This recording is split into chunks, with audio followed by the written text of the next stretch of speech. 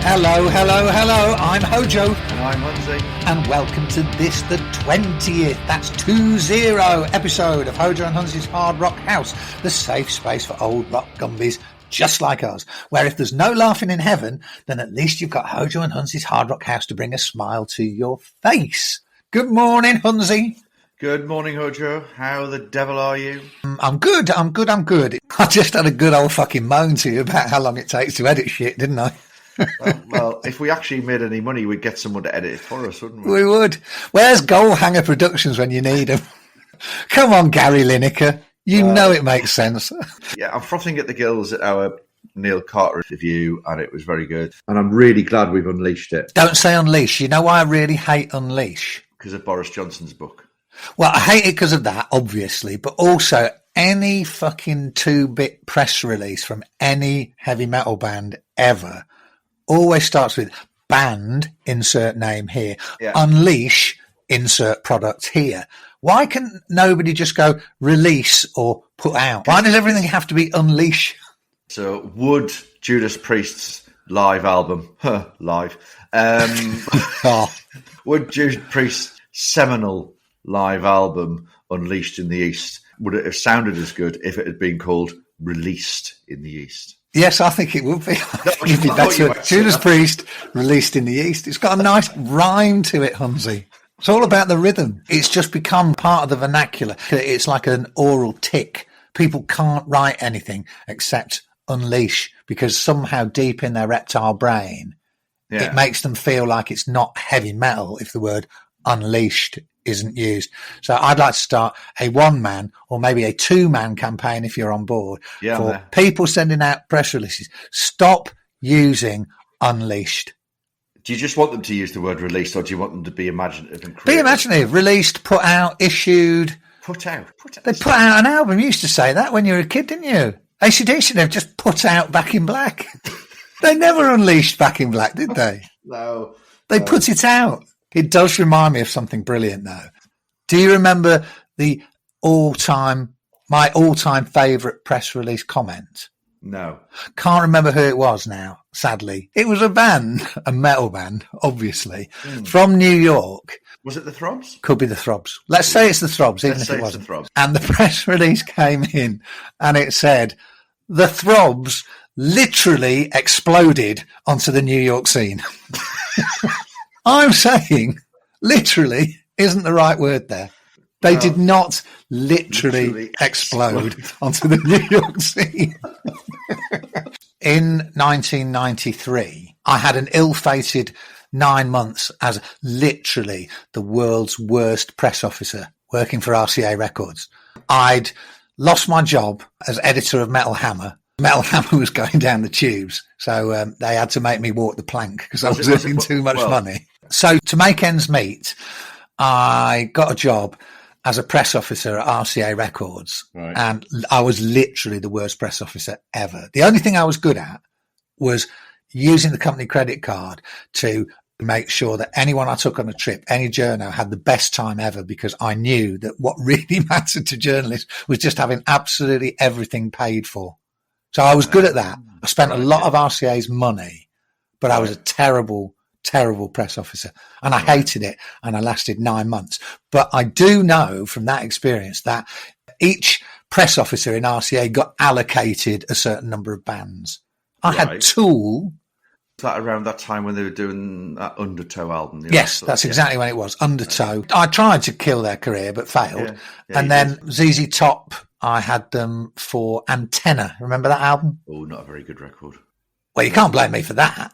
The fact that it got nowhere, I can take some of the blame for that. But I do know that when you're allocated your bands, any press releases that were due to be written, you had to write. So I guess that lifts the curtain on that little element of the music business. Press officers write their own press releases. Wow, who knew? We've got a little bit off topic by talking about press releases, but that's the way we roll. Should we actually start talking about what we normally talk about? Yeah, come on, let's do it. Tell us what's been rocking and rolling you. It's an album that was released in 1985, and it was the first album by Torme. This is really, really weird. You and I are so in sync, and you'll find out why when I come to my choice. So So Torme. Bernie Torme was the guitarist in Gillan for about 3 years. He was in Atomic Rooster. He did that stuff with Dee Snider later on in his career. Desperado. Desperado. There you go. Sadly, he passed away in 2016, I think it was. But I actually met Bernie a few times. I designed one of his solo albums. Did you? Which one? I don't think it ever got released because the record company... Because the sleeve was so awful. Sorry, Hunnsy. Didn't mean it. Well, you did. He based himself up in Newcastle for a few years. And Did he? He recorded an album on a record label called Bleeding Hearts, which was owned by a guy called Eric Cook. The man who started Neat Records. The other person involved in the record company was the keeper of the Seventh Gate of Hell, Abaddon. Real name? Tony Bray. Lovely man, Tony. Anyway, I met Bernie a few times. I interviewed Bernie at length, not very long before he died, probably a couple of years before he died.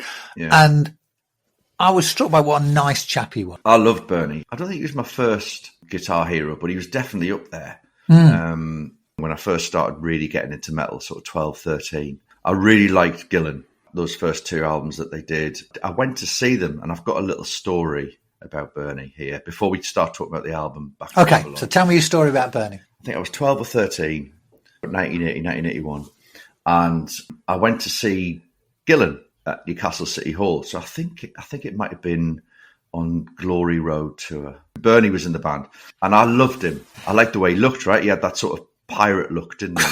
Well, now we understand where the tattoo comes from. It suddenly hit me because Bernie used to wear an eye patch, didn't he? For listeners, go back to episode 19 where my new tattoo was ridiculed by my co-host for being a pirate. But I loved Bernie. He had blonde, spiky hair. He had an eye patch. He wore a pirate jacket. And he had a headband, and he looked different to all the other guitarists that I was loving at the time. The typical ones like your Schenkers and your Angus Youngs. I got a chance to go and see them at Newcastle City Hall, and I was like, oh, this is really exciting. And it was the first gig that me mum allowed me to go on my own without my brother. Right. Mm-hmm. So I went with a couple of minutes, but the rules were she would pick us up after the show. So I went to see the show, loved the show. Loads of kids waited outside to get autographs, get your ticket signed. Show finished, so we stood outside. Eventually some hairy-arsed roadie comes out and says, right, you can come in. So you come in, and Newcastle City Hall, you queued down the side of where the stage was. We were stood there for ages. Me and my mate were at the front of the queue, very excited, going to meet Bernie, going to meet Ian Gillan, going to meet John And eventually this bloke comes in and says, oh, sorry, there's a bit of a delay, but the band are coming. Now, at this point, I'm thinking, my mum's going to be going fucking mental because it's like an hour after the show's finished. Yeah, and of course there's no mobile phones, no nothing. You can't explain what's going on, and you don't want to lose your place in the queue. Exactly. So there was a part of me thinking, oh God, I could be in trouble here. Do I cut my losses and go and not get into trouble? No, I want to meet Bernie Torme. So I stood there, and eventually these two doors open, and out comes the band. Ian Gillan walks out, Bernie Torme walks out. I met them, had a lovely time. I think I got my ticket signed. Anyway, eventually I came out, and my mum was there, and it had been pissing down with rain. My mum was stood there under an umbrella, and she wasn't angry. This is very odd. She went, come on, get in the car. And she was giving my mate Pete a lift home as well. We had a good time. I was like, yeah, it was brilliant. Sorry we're late, Mum. We waited for hours for the band to come out. And she went, that might have been my fault. Oh. And I remember going, what? She went, well, I was stood outside waiting for you, and it was pouring with rain, and I was getting drenched. And this lovely man, the aforementioned hairy-arse roadie, came out and went, all right, love what you're doing. She says, well, I'm waiting for my son. I think he's gone to meet the band. And he went, come inside. It's pouring with rain, right? So this lovely roadie invited me mum in into the backstage area of Newcastle City Hall. And he took her into the dressing room. Excellent. And there's Ian Gill and all the band. See, they've just come off stage, they're toweling themselves down. And she said, I walked in and they were all so lovely. I had a glass of wine with them. I met this lovely man called Bernie. And I went, Bernie Torme. She went, well, I don't know what his surname was, but he introduced himself as Bernie and he was lovely. And I told him that you were a big fan. And I went, all right, okay. And he took his headband off and said, oh, do you want to give this to your son? She went, oh, no, you keep it. You'll need it tomorrow night. Bless her. She had a glass of wine and she refused my Guitar Heroes headband. I was absolutely livid. I went, bloody hell, mother, you could have got me Bernie Torme's headband and you refused. And you've been drinking with them. I love it. I never forgot that. It was just lovely. That's really nice. That's a great story. I like that. So finally tell me what the Torme record that you were listening to was. Back to Babylon. Back to Babylon. It's that one that's got the black and white sleeve and it's got the arm holding up a semi-automatic weapon, yeah? Can't say as I know it, but it sounds hilarious. It's a good sleeve. It came out in 1985. Phil Lewis was the singer. Not my favourite singer, Phil Lewis, must say. No. Phil Lewis took a lot of this record and then hot-footed it over to LA, joined LA Guns. And I would say that first LA Guns album was very much influenced by this record. The whole feel of the album. Kind of weird one, though, wasn't he, Bernie? Because he started out with a real Hendrix obsession and then ended up in London as very much part of that punk and new wave scene. He was not really part of the metal scene at first. No. And then somehow, I think around the time of the new wave of British heavy metal, he started gravitating more towards that, which some people might call opportunist, but maybe he was going back to his roots as well, because I know that he grew up liking Hendrix a lot. And also, I don't know if you have had the same experience about Bernie, but a lot of people who play guitar really rate him. The rhythm player in my band, Dawn After Dark, Russ, is an absolute Bernie Torme obsessive. He was a great player, wasn't he? I'm not the world's most authoritative on being able to say who is the most technically brilliant player, but guitar players really do rate Bernie Torme. He played with a lot of feel, and that might come from his love of Hendrix. Look, it's not a brilliant album. Production's not great. It was actually produced by John McCoy from Gillan. Okay, yeah. This was post Gillan. It's an okay album. It just feels as if it was a bit rushed, maybe. The whole premise of what we say is, what have you been listening to? So I suppose there isn't an obligation to go, it's a brilliant record. It just might be you were listening to it because you were reminded of somebody, you were in a certain moment. A standout track is a track called Star, which could have easily been on the first LA Guns album. There's a couple of other good tracks on there, but generally it's an album that promised a lot, but didn't really deliver in the end. I talked to Phil Lewis once upon a time, and I remember him saying that collaboration with Bernie Torme was at a time when England was just absolutely nowhere for heavy rock. He said there was just no scene in England at all. New wave of British heavy metal had been and gone. Everybody was focused on the LA hair metal scene.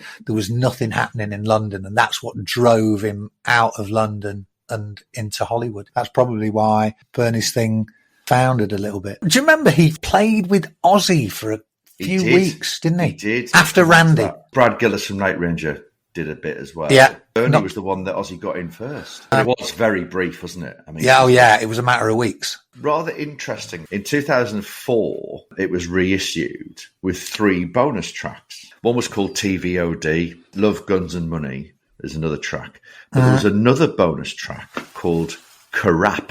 Oh, okay. So this is presumably a bit of a dig at Kerrang, is it? Yes. So somebody in Kerrang said something nasty about Bernie, did they? I might go back and listen to it and see if your name checked. Maybe I wrote something awful. But it does make me laugh. When you say Karap, do you know that within the London metal scene of the 80s, all the rock magazines that were around at the time, this is kind of makes you sad in a way, because there were loads of rock magazines out at the time, but everybody who worked for the other magazines came up with a name that was derogatory to the one they didn't work for. So Kerrang was known as Karap. Metal Hammer was known as Metal Humour, which I thought good. But my absolute favourite was magazine I worked for at one point. I worked for all of them, to be fair, at one point, but was Raw, and it just had the brilliant diss, just poor. Okay, brilliant. Torme, not a great album, but an album that's of historical interest to you because of your mum. And we did love Bernie. So that is all good reason for people to go and check out, if not that album, certainly Bernie Torme's work. I would say, if you're a fan of the first LA Guns album... I'm not raising my hand, unfortunately. No, I know you're not. I would go and discover Back to Babylon. Okie-doke. Brilliant. Good stuff. Should we move on to what I've been listening to? Yes, please do. You won't believe it either. Is this going back to what you said before about, oh my God, we're in sync here, blah, blah, blah? Have you been listening to Gillan? Unbelievable. The album I'd chosen, and single digit listener, believe you me, to make this podcast spontaneous, Hunnsy and I never divulged to each other the record that we're going to talk about. So this is Weird City. The album I've been listening to, Hunnsy, is Gillan's Mr. Universe. That is bizarre. There's some weird shit going on the astral plane. Yeah, definitely. And what makes it even more bizarre is I wouldn't count myself a Gillan fan. When they were in their pomp, there were certain songs that I liked. Yeah. I wouldn't say that I was a major fan. And the reason that I've been listening to Mr. Universe is because there is due a Gillan 7-CD anthology that's going to be coming in February of next year. Right, okay. And in my day job as editor of Rock Candy Mag, I'm going to be interviewing Ian about this 7-CD set. Wasn't there a story you mentioned about Ian Gillan's studio? Was that Gary Barden? Was that? No, there is a story about Ian Gillan's studio, which I'll come to shortly. But in doing my research this morning, I started listening to this anthology. I'm methodically going through the CDs. The first one was a Japanese-only album that I remember at the time. It was after the Ian Gillan band when he went all jazz rock, and I think people didn't like his new direction. And then he tried to put Gillan together and become more of a heavy rock act again. And the first big success that he had was Mr. Universe, which was in fact their second album, but had some songs that had been on this Japanese record that had come out the year before. Mr. Universe came out in October of 81. And honestly, Hunnsy, I was really surprised by how good it is. It's a great record. It really is a very good record. Really good record. Lots of variety, lots of really interesting, different approaches to rock. So some that are almost baroque in feel, some are very classical, some are clearly influenced by the emerging new wave of British heavy metal, like Secret of the Dance is a full-on balls to the wall, almost NWO BHM track. And, it is, yeah. And there's some superb stuff on it. I love Vengeance. I think Vengeance is a brilliant song. Roller is a brilliant song. Yeah.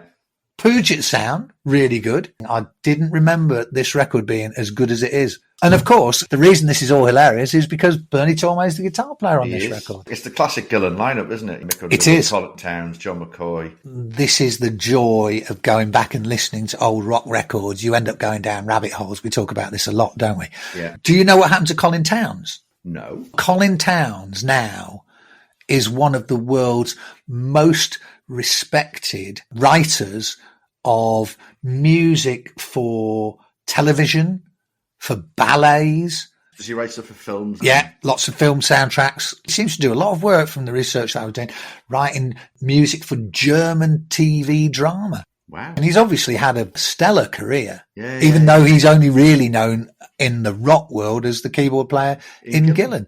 And I do remember, even at the time, I also remember thinking he was a very talented man. So Colin Towns, very interesting man. And again, made me appreciate the musicality of Gillan at that time as well.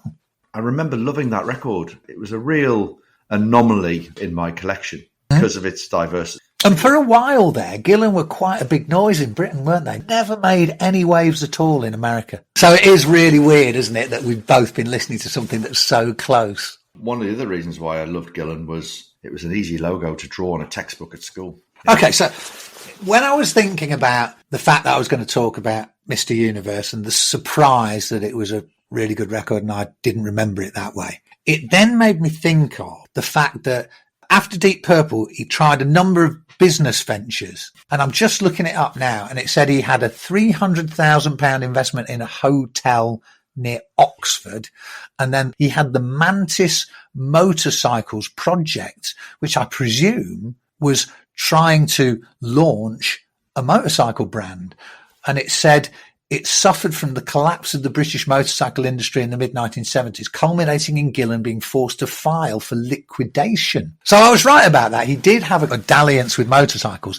But did you know he owned a studio? The only reason I know that is because you hinted in a previous episode. So he either bought or invested in, and I think eventually came to own, a studio in London called Kingsway Recorders. But what was interesting about Kingsway Recorders was one of my very first ventures down to London to interview a band, and I believe this was prior to Kerrang, was to go to Kingsway Recorders to interview one of my favourite bands of the early 80s. Do you remember Spanish rockers Baron RoJo? Baron RoJo, yeah. I think I saw them supporting Hawkwind. That's right, they did support Hawkwind. A very bizarre bill because they had nothing to do with Hawkwind musically, did they? No, not at all. I'm pretty sure that I interviewed them for my fanzine, which was called Phoenix. But somebody from Baron RoJo got in touch with him. I think what might have happened was when my infamous first article was published in Sounds on European metal, because I was an expert, as you know, I think Baron RoJo might have been mentioned.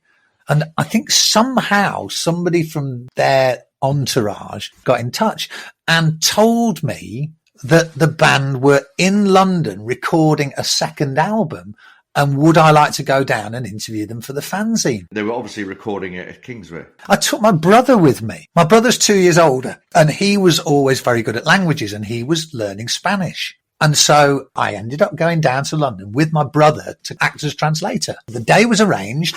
We got down to London. We went to Kingsway Recorders, which I think I knew or had worked out that was something to do with Gillan. And then we went and met the band and did the interview, the two of us. And when the second album, check the Spanish accent, Volumen Brutal, brutal volume, came out, on the inner sleeve of the album, there's a photo of my brother and I interviewing them in Kingsway Recorders. And underneath it is Los Chicos de la Prensa Inglese, which means the guys from the English press. So my claim to fame with Baron RoJo is that I'm there pictured. I'm probably 17 years old on the inner sleeve of Volumen Brutal, interviewing them at Kingsway Recorders. Oh, we're going to have to find that. I was thrilled to be on this album. And they were great though, weren't they? They were great. They were really good. They got on the cover of Kerrang as well, very early doors. Once I'd done that thing at Kingsway Recorders, they asked me if I wanted to go out to see them in Spain. And I think by that time I was working for Kerrang. So I got to do it. And I flew to Madrid, saw them play in Spain in some shed with 5,000 people there. It was nuts. Load of old Spanish Gumbies going bananas. Yeah. More than 40 years ago, Hunnsy. Can you believe it? Wow. Yeah, I presume there was an English vocal version. You don't want to listen to that. Listen to the Spanish version. Did they not get your brother to translate the lyrics? Wouldn't that have been great? Hey, Hunnsy, it's time we went. We were already rattled on too long. So before we go, what's the usual? HoJo and Hunnsy at gmail.com. Yeah, if you want to email us. HoJo and Hunnsy's Hard Rock House, which is Facebook. Yeah. Twitter is just HoJo and Hunnsy. And then Instagram, which, to be honest with you, that's a young person's channel. Yeah, nobody's fucking watching us on Instagram, are they? But tell people anyway. It's just HoJo _ Hunnsy. So maybe that's why nobody's listening to it. That's mainly why nobody's going there. So you know what to do. If you want to share stuff and talk to us, just talk to us. Please, if you like what you're hearing, just tell one other person of a Gumby persuasion, and that will spread the word and spread the love. Anyway, mate, I'm going to run. It's been good fun today. I'll see you next week. All right, buddy. Cheers. Bye-bye. See you later. Bye-bye. Bye-bye.